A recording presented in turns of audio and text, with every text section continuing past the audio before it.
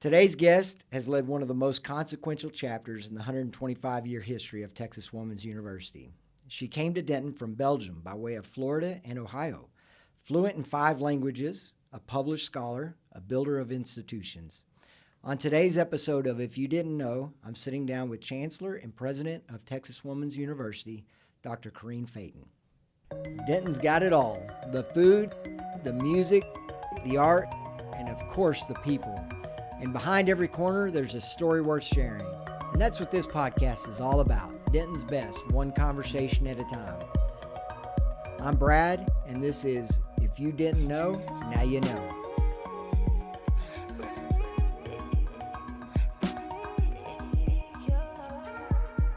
Welcome back to If You Didn't Know. Today I'm so excited and honored to have Dr. Carine Feyten here sitting with us in the Den, just downtown Denton. Welcome to the studio. Thank you. This is fun. Thanks for having me. Of course. So it's such an honor, really it is. And as we talk today, want to learn. I think one of the things I mentioned kind of as we were visiting before the show is that I grew up in Denton County, and I'm like a lot of Dentonites. Like we cherish TW and UNT.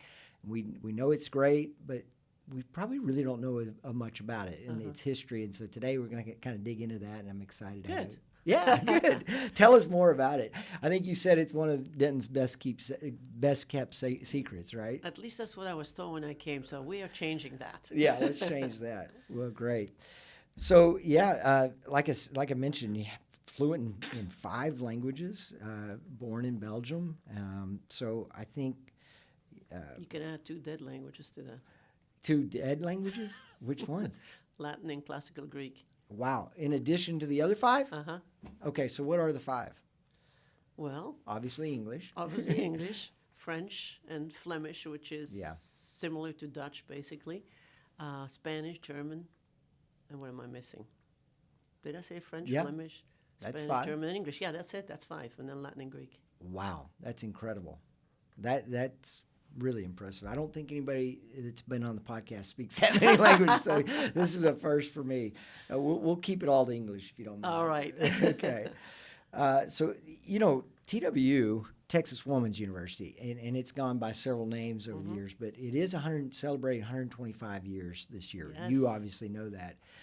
But it's got such a rich history kind of as a leader in teaching women, and now it's men as well, but preparing them for life and all the challenges that life comes at you, and the vocations that women need to be prepared for. So talk to me about the 125 years and the history there and kind of what you're excited about celebrating this year. Yeah, this is a huge milestone for Texas Women's University, 125 years, as you mentioned. It's also the year that we are completing our first comprehensive campaign, and that we set the goal at 125 million, so 1 million for every year. Wow. It seemed like it made sense.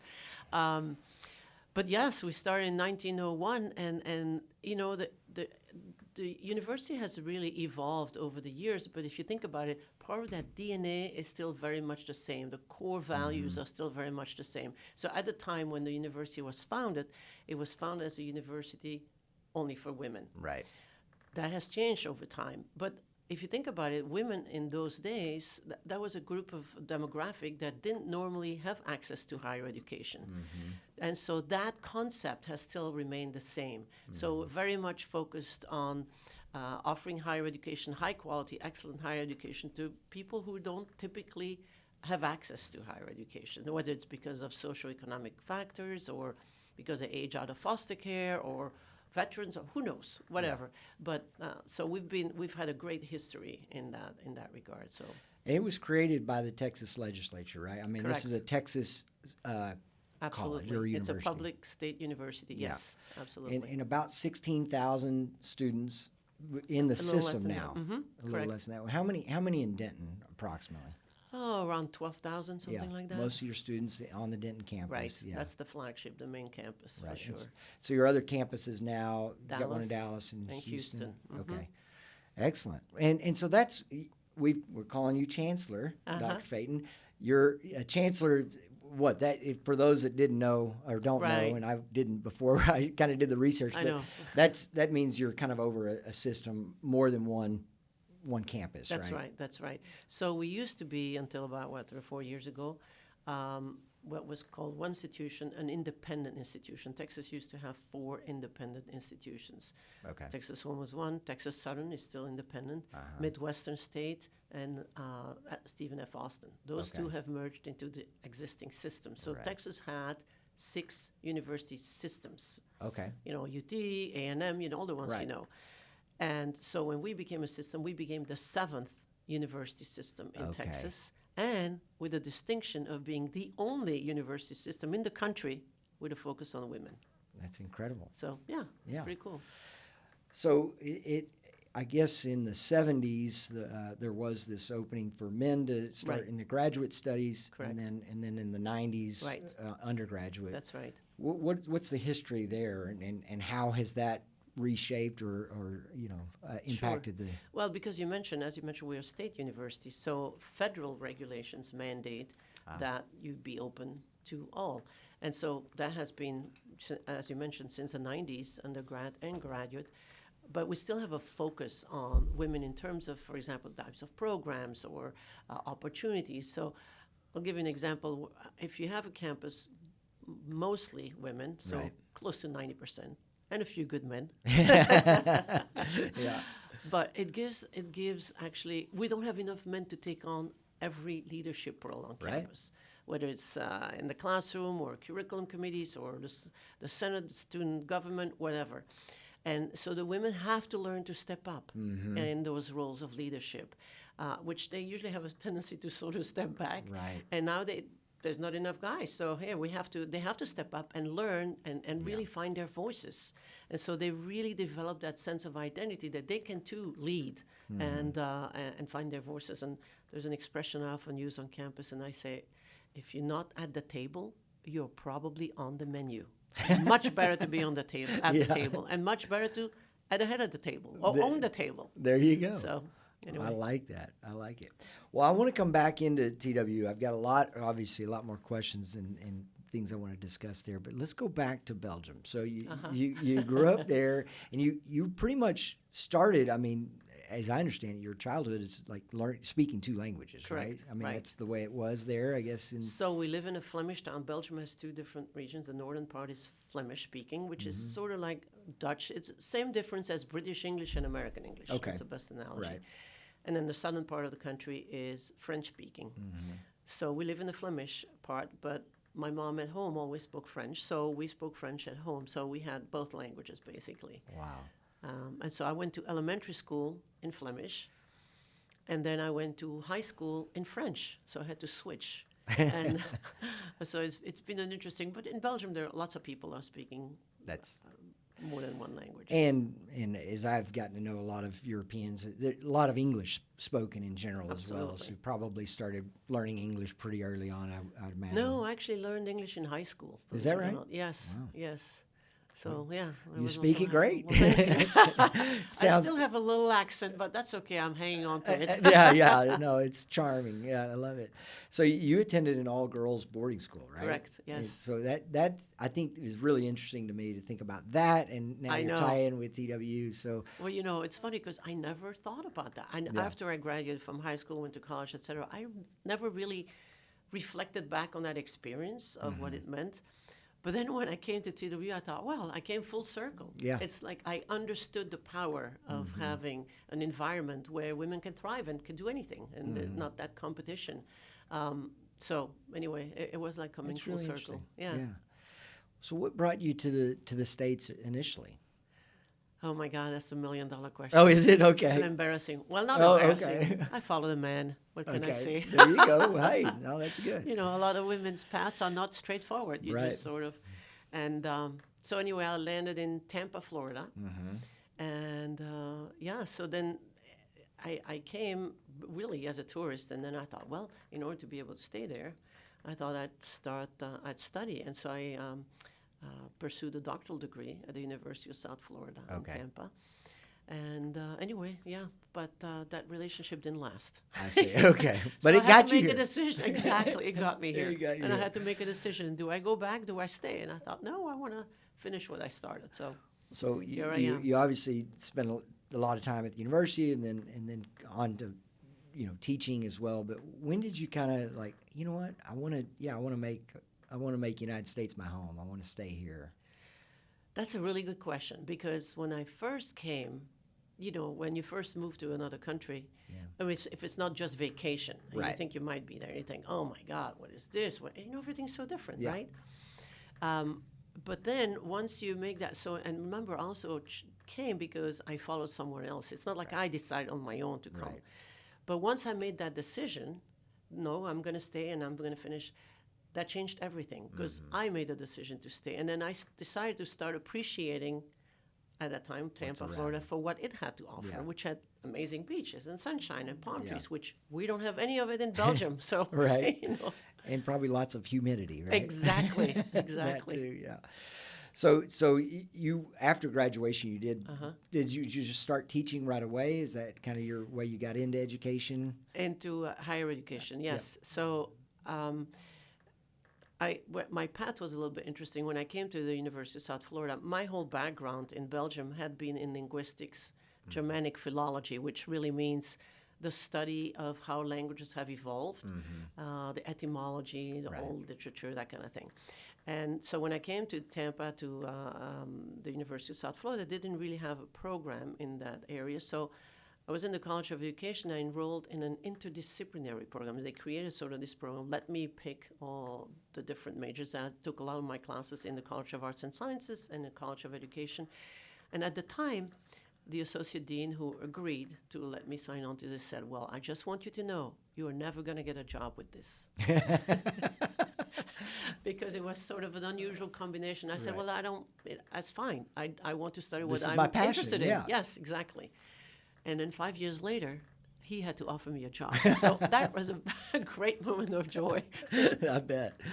Well, I had the opportunity to learn Spanish and speak it fluently. I've lost it a little bit over the years, but there was a lot. It really opened my mind in a lot of ways. And Absolutely. I think that's probably what you were studying. And now, obviously, speaking as many languages as you do, you recognize it better than anyone. But I was really interested, as I started learning I learned English better by learning Spanish. I hear that all the time. Yeah. Absolutely. It was incredible. I mean, what fascinates me about language, well, first of all, is connecting with other cultures, right? Exactly. I mean, when you speak to people in their language, it really goes to their heart, not just to their head, right? Exactly.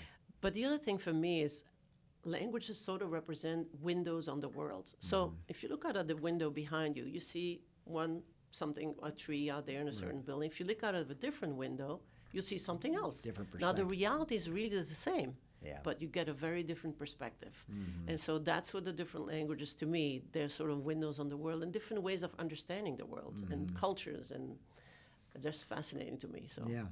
I think you're right. I've found that, I've felt that to be true, that you connect. I'm able to connect with people better when I'm speaking their language, in their native language, and then when they speak my native language, this connection happens a lot better. Absolutely. Really interesting.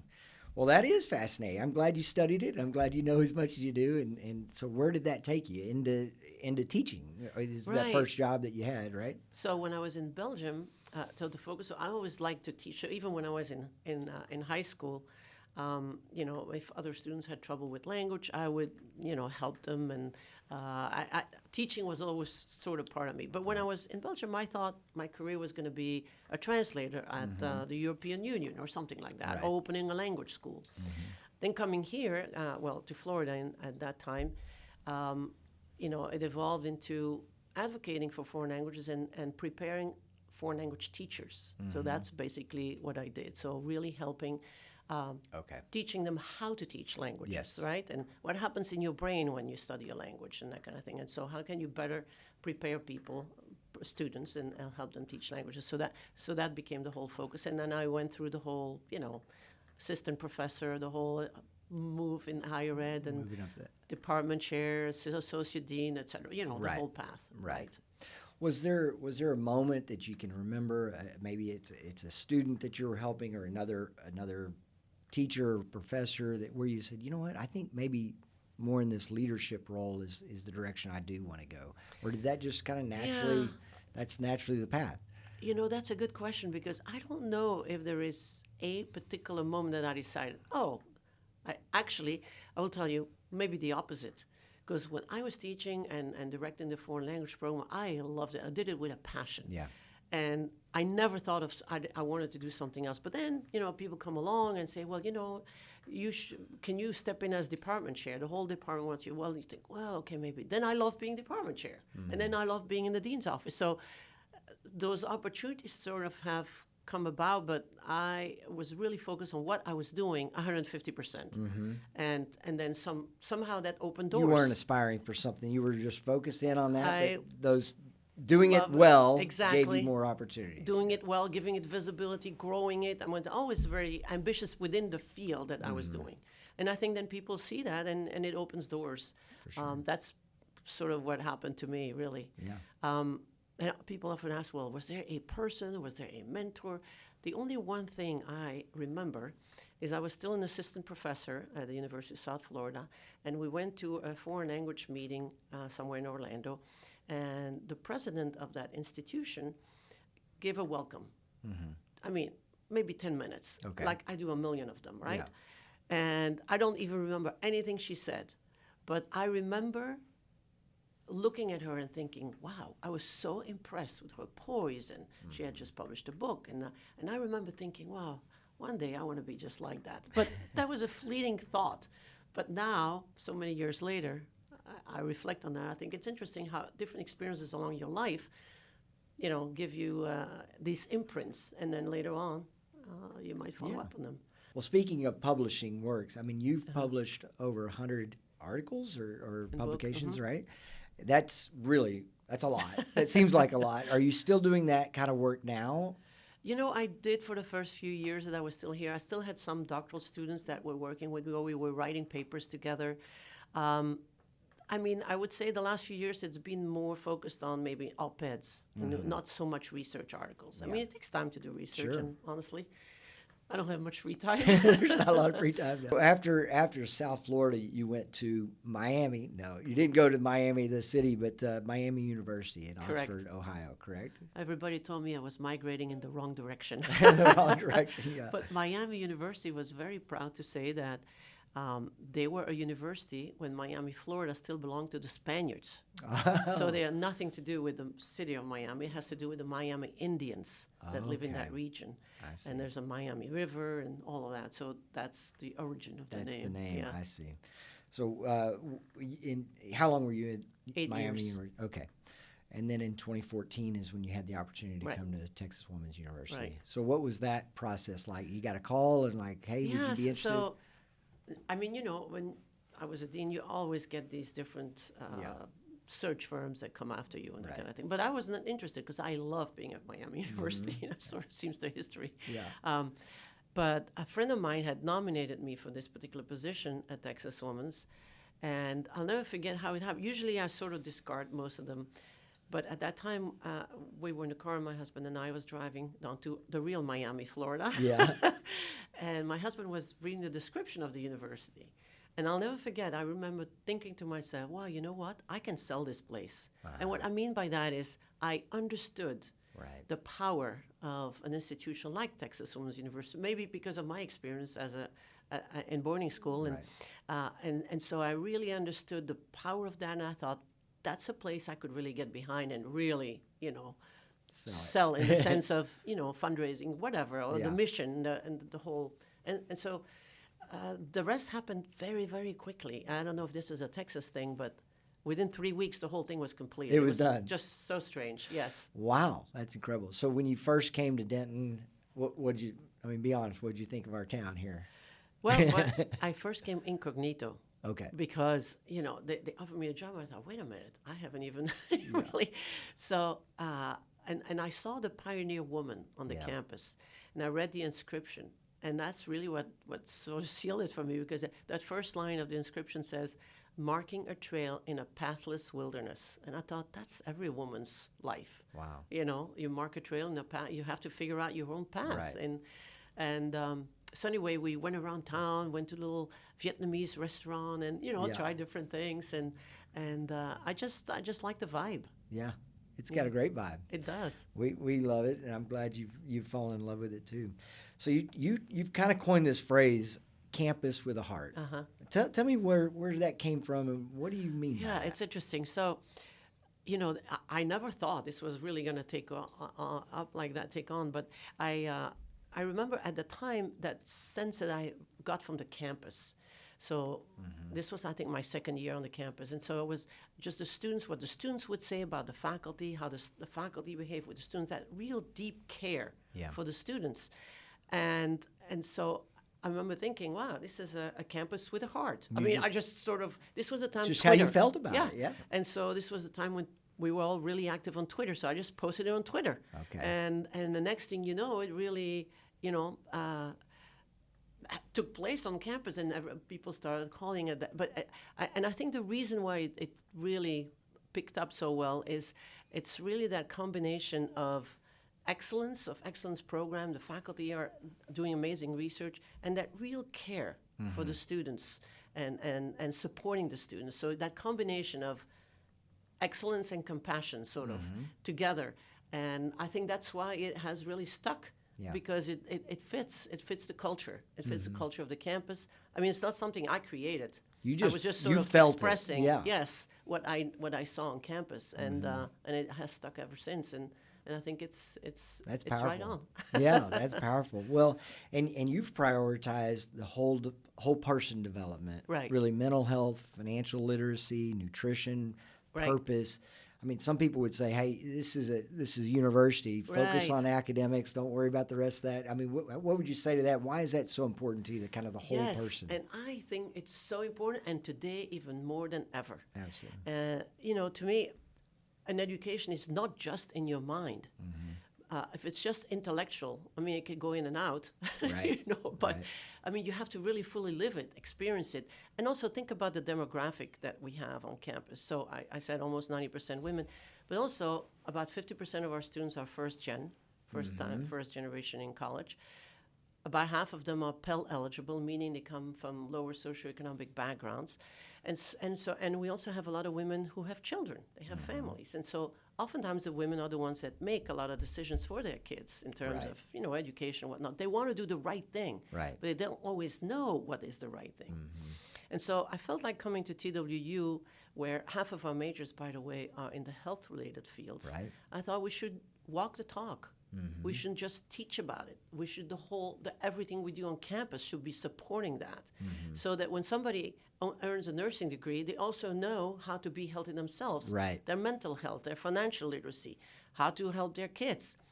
Activity is important. Fitness, nutrition, all of those things matter. And the ultimate goal of education really is to have thriving citizens. To have somebody can step in society, be successful, and that means successful in terms of connections, community, relationships with others, but also financial success and all of those things. So that's what you want from your graduates. You want them to be thriving. And a degree, yes, they earn a degree, but they should earn more than that. They should learn much more than that and find a sense of purpose in life, Yeah, absolutely.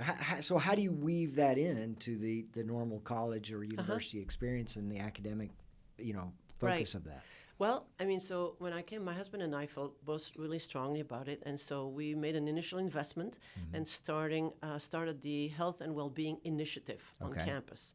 And so it's got these 5 pillars, eat well, mind well, spend well, build well, the different aspects. And there's all activities for the students that are around those. So it's extracurricular as well as within the classroom. So we brought a lot of faculty together, organized these around these different themes, and building that within the curriculum as well as extracurricular in all the student life activities. So a lot of what we do on campus is around that idea. For example, you probably know that we closed the golf course. That was like my first or second year here. I'm sorry if you haven't played that I grew up playing that golf course all the time. But no, I understand. But, obviously, it was all funded by student fees. And so...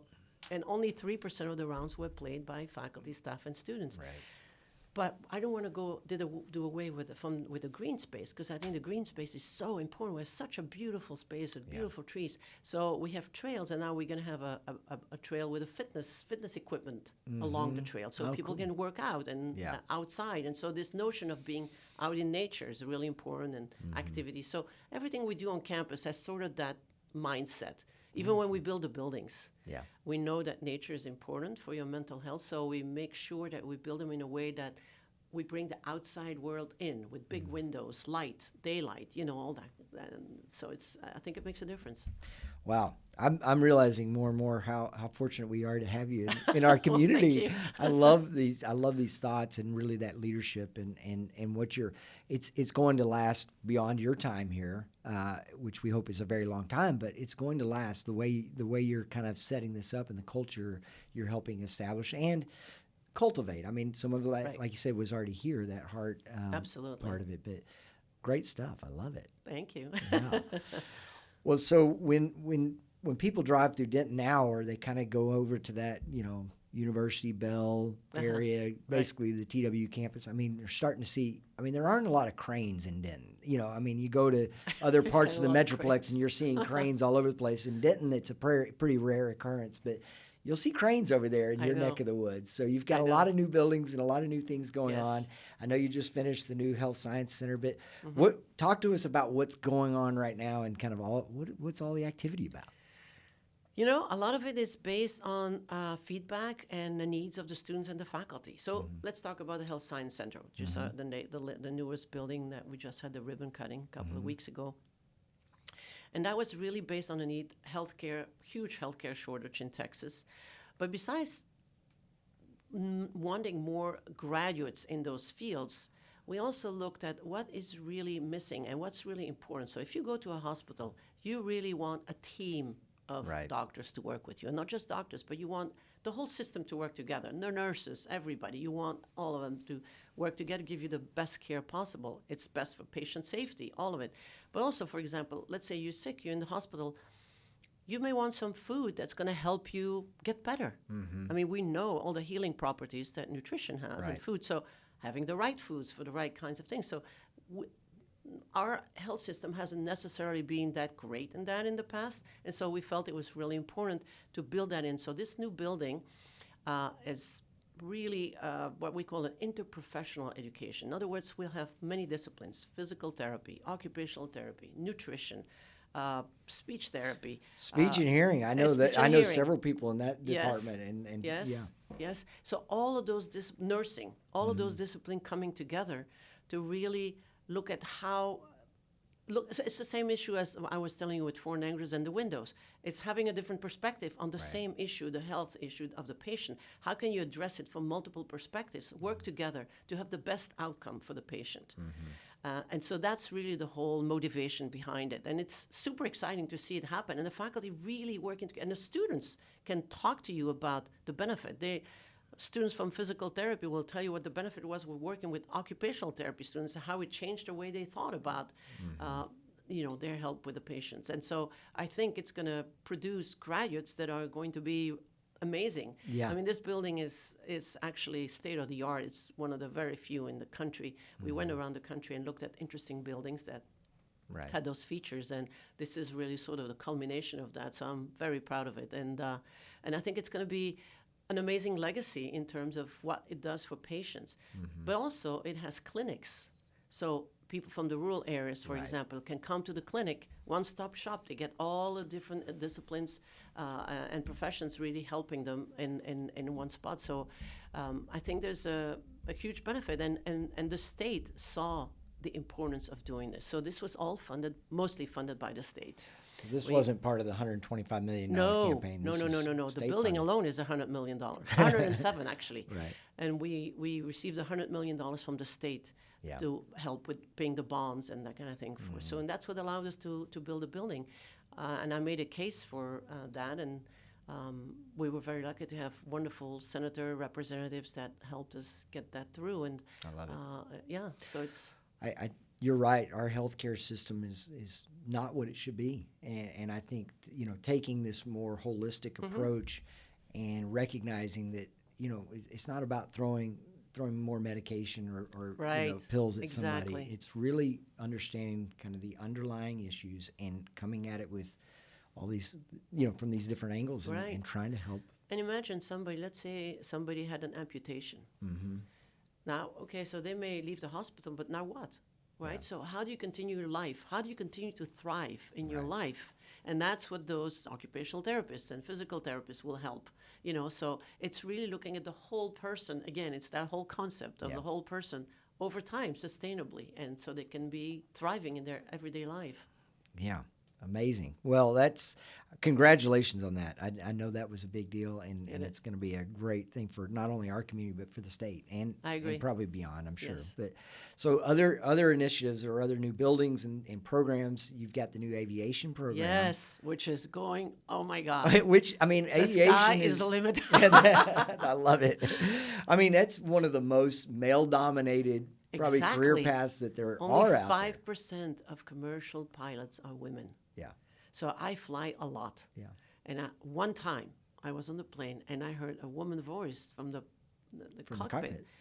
And I remember thinking, oh my God. So when we landed, I went over and I said, hey, can I take a picture with you? Because it's a rare occasion. So, but it's been amazing. So with the funding from the Doswell Foundation, we were able to really start that program very quickly. Yeah. Within a year, it was completely launched, approved, FAA approval, coordinating board, everything. First class, 22 women, 2 men.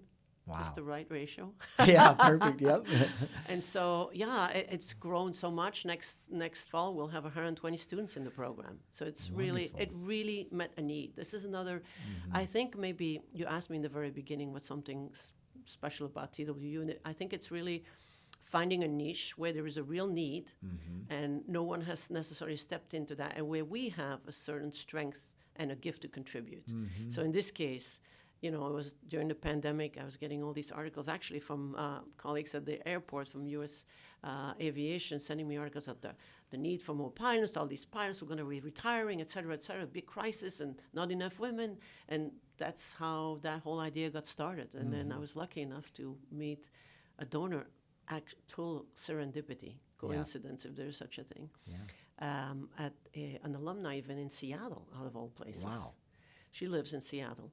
And I remember the reception, she told me, she said, my husband always felt that you should start a flight school. And in that moment, I don't know what got into me, but I said, well, we're going to do it. I thought, oh boy. What did I get myself into? She said, and I'll fund it. Okay. And that's how the whole thing got started. That's wonderful. And so, well, I mean, both on the health sciences and all the nursing and everything there, and it feels a lot like kind of vocational training as much as just higher education, right? And so those are real world applications that people can leave and. But they're real world applications. But think about nursing, occupational therapy, physical therapy, all of the health related fields. There's serious research that goes behind that. Yeah. In other words, to give the best treatment to the patients, you have to have the most up to date. I mean, lots of our faculty over time have earned patents or really developed techniques that are new and that were innovative. And so the research is just as important. We have researchers in biology and in chemistry that have come up with a particular compound in a Texas plant that actually is a really strong analgesic and could be replacing opioid treatments. Oh, wow. So that kind of research has real-life implications. So we say it's research that matters, but it's still heavy-duty bench research that you need to have in the sciences in order to, find those kinds of solutions and then implement them later, and then they will help in the health-related field. So it's all connected. It is. But research is critical. Well, and so near and dear to my heart, probably more than even this. I mean, what I'm most familiar with is business, and so you've got a new business school as well, right? Tell me about Actually, that. It's not it is new, 5 years new, but we received a major gift from Marilee Alexander Kick. You probably know Buzzballs. Yes, of course. So that was her company.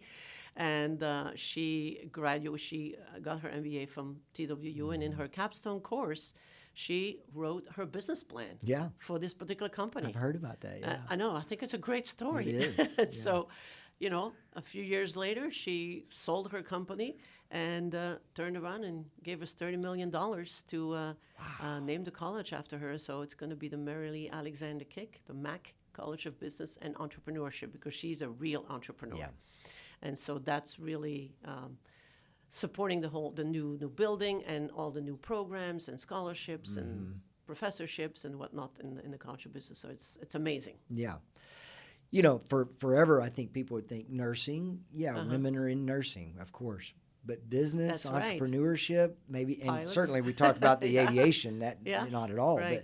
but even in the business and entrepreneurship. And so I think that's a wonderful opportunity for women to kind of really get exposed and learn Exactly. these principles. And our next venture is engineering. Okay, perfect. You're tackling them all. Well, I love it.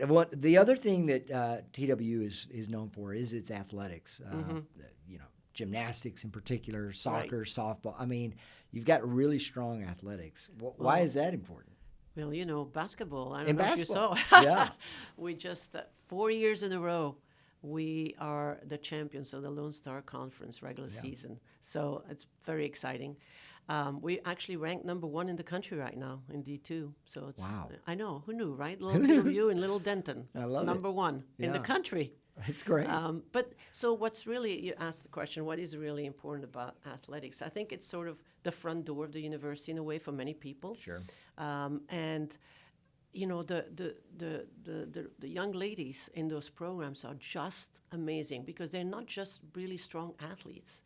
They're also amazing, strong students. So we often win the top prizes for academic achievement, both in the Lone Star Conference, in the NCAA. So students, the whole person again matters. Right. And they are not studying easy majors. They might be studying nursing or kinesiology or whatnot. Right. And they top students. I mean, in gymnastics, we had so many students who had a 4.0 GPA. Wow. On top of being amazing athletes, as you Right. mentioned. Our dance team got first time national prize this year. So it's really exciting for the whole campus. It really gives a spirit of can-do and grit and success and excellence, which is all the trademarks of, I think, TWU. And it really helps with engagement on the campus as well. So when we have those big basketball games or gymnastics meets, Kitty McGee Arena is full, Right. packed, and lots of energy that comes out of that. And it gives you visibility. For example, I'll give you a specific example. So we added 4 new sports a few years ago. And so now we have students that are coming from all over the world because of those sports. They would have never come to TWU before. Right. They would never have known about us. Yeah. But because we have those sports, and we're one of the few schools that have it. For example, women's wrestling. What are the 4 new sports? Women's wrestling There is you one go. of them. Yeah. It's one of the fastest growing sports in high school. Yet, there's not a Where do single they go? public Yeah. university in the state that offers women's wrestling. Okay. So another example of a gap, a niche that we could fill. So by offering that, now we have students, anyone who was a high school wrestler, for example, and wants to continue at the university, but maybe they're not D1 Right. material, so they now found us, and now they're coming to us. So we have the state champion, from Minnesota, I think, that came, and students from all over the Right. world that come for those particular disciplines. So that it's exciting. Like you said, would have raises never heard visibility. of TWU That's exactly otherwise. right. Yeah. Interesting. Well, I think great leadership. And so it was from 5 sports to now 9. Is that what Correct. it is That's under your right. leadership? That's right. Okay. Yep. You got any more up your sleeve? Maybe. Maybe. Well, we'd be excited to hear about more. But it's such a great legacy already, the athletic program. So I know, it's really exciting. yeah. Well, so you're a little more than 10 years into this role. Yeah. As you think Finishing back. my 11th year. That's right. Amazing. So as you look back on your tenure, in your 10 years, what decision kind of did you almost didn't make, but you said, yeah, let's do it, and it's like, oh, I'm so glad we did that. Anything that comes to mind like that? Well, that aviation program was sort of like, I remember when I said that, I thought, oh my God, what am I saying? Right. But then it all happened, right? Yeah. But I think a lot of the decisions, a lot of the evolution of the school was really grounded in what the faculty and the staff told me. And we did a major strategic plan when I arrived. And nothing was off the table. So, Right. for example, should we change our name? All of those things. What's our identity? And I think that whole exercise that took quite a while. It took like a whole year to really engage the whole campus in this, but it helped us clarify who are we, what is our mission, and what is our gift to the table, right? I often use the analogy of a Thanksgiving dinner where you invite guests. You don't want everybody to bring mashed potatoes or everybody to bring turkey. You want everybody to bring different things. And so the higher ed scene is the same thing. Each university has their own strength. We can't be all things to all people. Yeah. So UNT has tremendous strength, and we have some other strengths. And so what are our gifts to the state of Texas? And that's sort of how I think. And with the strategic plan, we really solidified that identity and that mission, the purpose of the university. And that has clarified then, you know, where we want to go, where we want to grow, what do we want to add, what do we want to build, what's needed. And then, of course, resources, right? Right. You have to wait for the resources. Yeah. So the 125 part of the resources, the $125 million campaign. So what are those dollars? What are you looking for? You know, when you're out campaigning and trying to raise that money. So a lot of the money goes to scholarships, scholarships for students. Some of it to buildings. Some of it to, for example, we had an alum who was really impressed with our residence halls, that I was building new residence halls. She had been a single mom on campus and just loved the idea of being able to have that. And so she gave us $10 million for a residence hall. So it's really based on the donors' wishes and where they feel like they want to contribute. But a lot of it is going to, as I said, scholarships, professorships, new programs like the Aviation program. So, you know, different things like that. Okay, neat. Well, I'm going to put you on the spot. See how you handle this one. Anything you got wrong kind of early on, you're like, oh, wow. Oh, God. That was a misstep. And if so, kind of what did you learn from that experience? You know, yes, I mean, who goes through life by not doing anything wrong, right? Right. But really, it's, I mean, the biggest lesson, I think, is really listen. Listen to people, listen to the students, the faculty, the staff, and the community, right? Let it guide, I mean, I think the connection with to me, it was very important that TWU build a strong connection with the city. And I'm diverging. I'll go back to your question, but I just wanted to hit on this because to me it was very important that. So the very first thing I did on campus, I think in my first month, went around with a little vehicle around the campus, and then I went around Denton and took pictures and video of Denton, and we created a video with that, and that was a recruiting video, because when students come to the university, they want to know what city are they going to be in. This is a cool city. Yeah. And so showing off with the city and really building partnership with the city, with the city council, the city manager, the staff. I think building relationships is really important, so that when we need something or when something happens, we can address it. You know who to call, yeah. Exactly. You got those relationships. So things that I thought I might have done wrong, but then they ended up being okay. My first week, they asked me if we should close a gas well. We had a gas well on campus. Okay. Well, I had no idea. I didn't know anything about that. So I took a total, I remember this, yeah. So anyway, we closed it, and fortunately, I was told that it didn't burn for very long, which means we didn't waste a lot of gas. But, there are some of those decisions that you think, wow, I have no clue. But, the good thing is I have an amazing team, so I can rely on other people. And now in this case, I don't think we had any oil experts on campus. Right, But right. Well, it is great to have a good sport team around you. So you're the 11th president. I mean, in 125 years, what a honor and distinction to be the 11th president of Texas Women's University.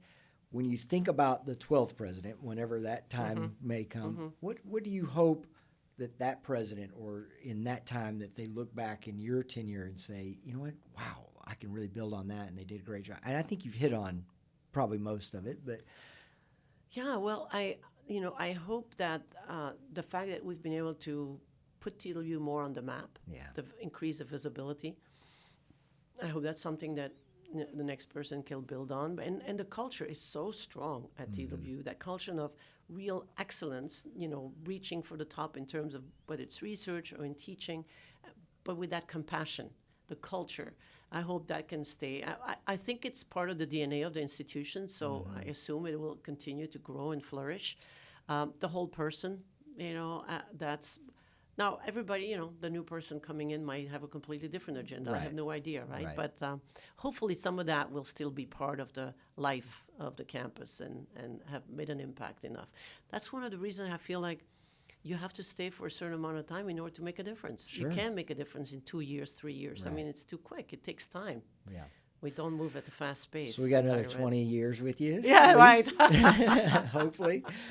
Well, we've got, for those that are watching, we've got this quilt back here that a friend of mine let me borrow, George Hubbard. His dad was he was the president of That's right. TWU in the 40s and 50s, 40s really, I think. And so I actually had I'm going to kind of ask you, I'm going to ask you a question about your favorite building on campus, but I'm going to preempt you because I get Okay. to claim the little chapel in the woods Okay. first. Ah, I don't know if that's where you're going to go, I know. but that is such a cool Amazing. building, amazing building. And I actually, George, Uh-huh. after his first wife passed away, got remarried. And at the time I had I was ordained to be able to marry people. Oh, And so I married Oh, he and how his wonderful. second wife in the little chapel in the woods. And so that was such a neat experience. It And that really building is. is so Amazing. iconic and amazing. But what's your favorite building on campus? Well, I really like our new welcome center. Okay. We've never had a welcome center. It's a sort of a one-stop shop for the students for all of the things they might need. Registrar, bursar, but everything is in one place. And it's really a beautiful building that sort of reflects who we are as an institution, primarily for women.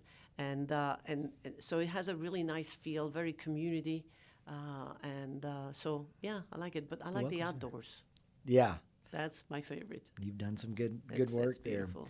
I had my right over there by the little chapel in the woods. We had our engagement pictures Oh, done. And wonderful. all that, It's so nice, isn't it's it? such a beautiful area. It yeah, really Y'all is. got some great spots on campus.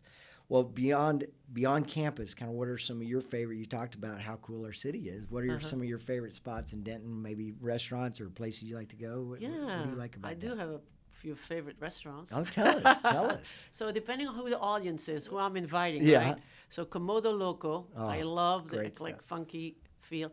And what I really appreciated, the first time I went, they had a mean green roll.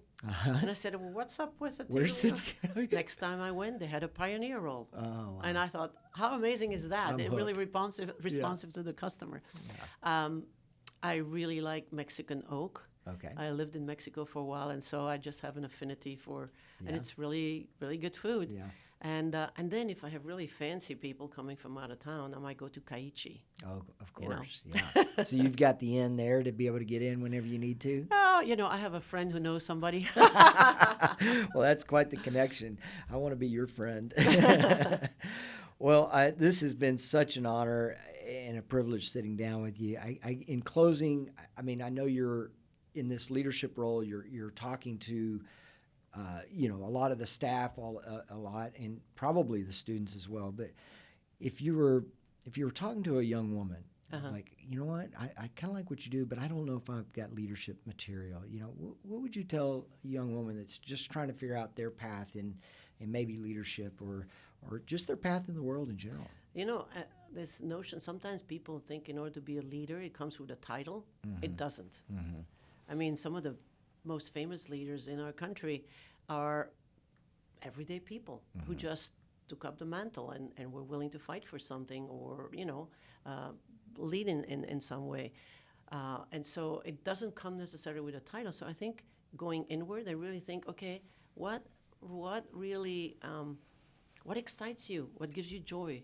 What breaks your heart? And then sort of figure out your path in terms of where you can make a contribution or what's something that you're excited about and that's purposeful for you.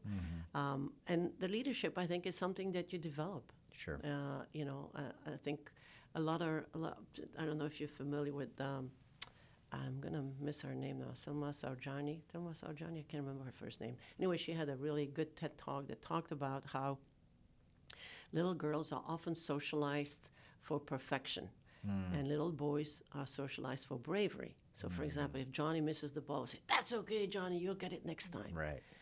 when Susie misses would say, well, maybe you could do something else that you're better at. And so this notion, so then women don't always grow up with this idea Have of, the I can do confidence this no matter what, even if I don't meet all the requirements, I can. And so developing that sense that, yes, you do have it in you, and you do have those skills, and you do have those abilities. So I think that's part of it. I love it. Yeah. Well, and young men and women alike. Right. I mean, you just, Absolutely. in my experience, you just got to kind of put yourself out Yes. there a little bit. Absolutely. And be willing to fail. Outside And of your that's why I comfort asked you zone. that question about maybe failure.